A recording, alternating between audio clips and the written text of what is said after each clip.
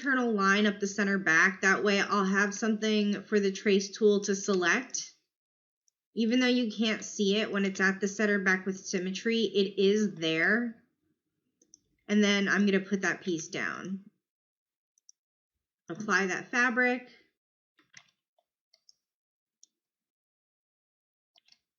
I don't need this marking. I'm going to delete it, and then I'll unfold it at this area. Get my free sewing tool, grab the one edge, hold shift, attach to the center back, and then center back over.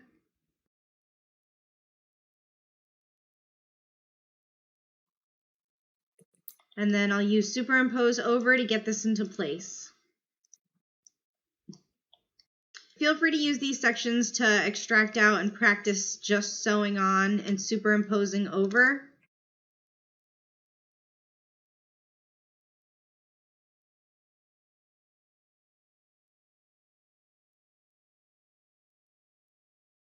I'm going to sew that on, select the piece, change it to my plaid fabric.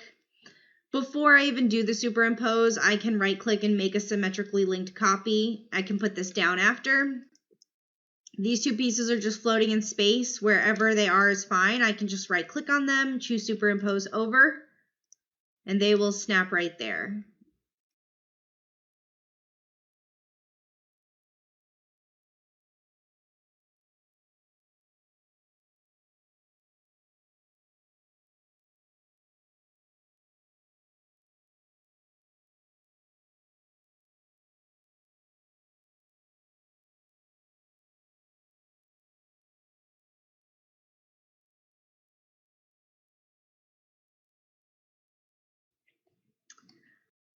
Now that I'm closer towards the end of my garment, I am going to merge my center front body.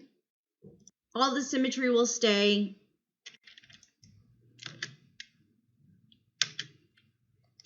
If I want to hide these markings on my garment, I'll turn off the internal lines, and then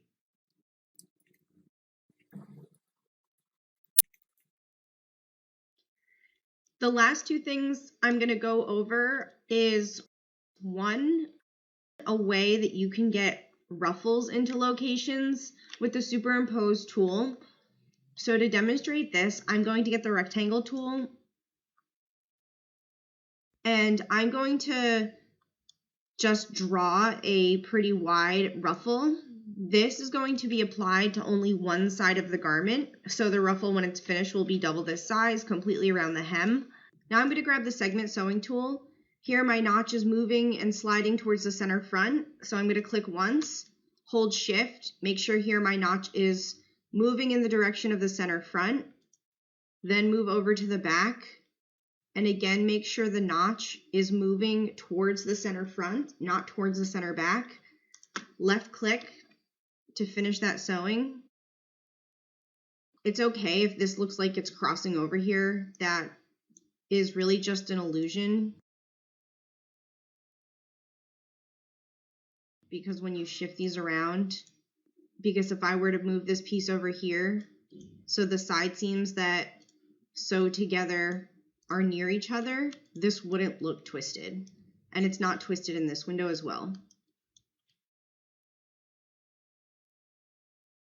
Then I'm going to switch back to select move or transform pattern, right click on that piece and choose superimpose side. Even though the piece is larger than the hem itself, it's going to still use the sewing like a track and essentially just shove like all of the mesh in there some way, so it's all kind of just lined up close enough to it. Then with the ruffle, you can hit spacebar and simulate, and that will be attached there. Then I can make my symmetrically linked cloned copy, put that down. I'll use superimpose side again also, and now that's all there.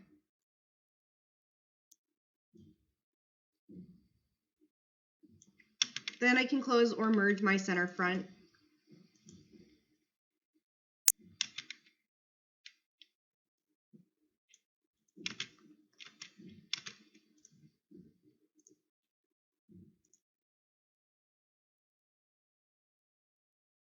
The very last little extra thing I'll go over is how I would kind of get the neckband to look better.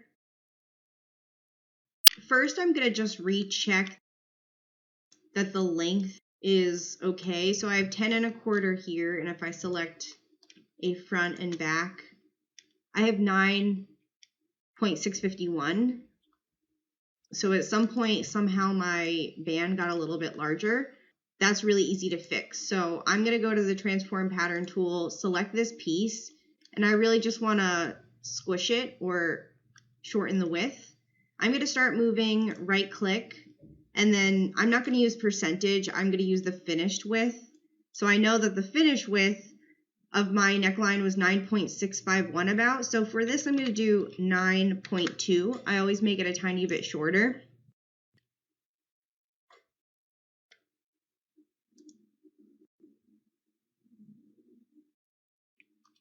And then I'm going to resew this on just in case the sewing became distributed unevenly somehow. So center front to center back, hold shift, center front to shoulder, shoulder to center back.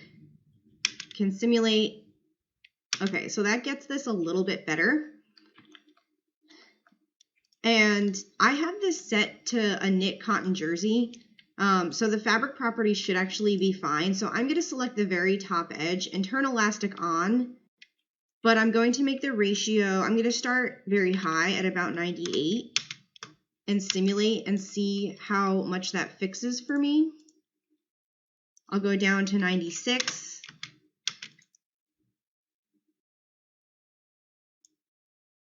And then I'll move just a tiny bit more to 95. Okay, and that looks good. And when you move to high resolution, this will improve and flatten out and lay closer to the skin even more.